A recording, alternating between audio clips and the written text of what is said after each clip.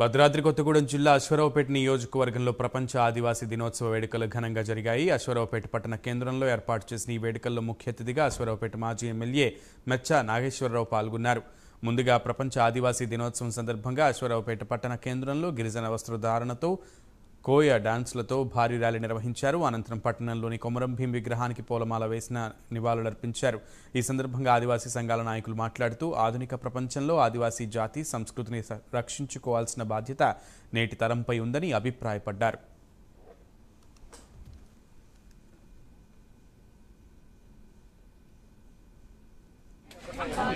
దినోత్సవ సందర్భంగా మరి ఆదివాసులందరికీ పేరు పేరున శుభాకాంక్షలు తెలుపుకుంటున్నాం.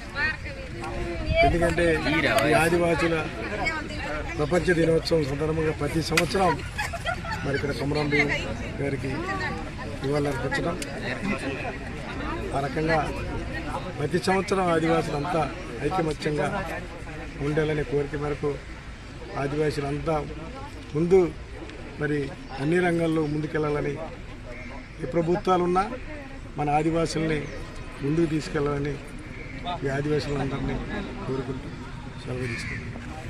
ఈరోజు ప్రపంచ ఆదివాసీ దినోత్సవాన్ని జరుపుకుంటున్నాం.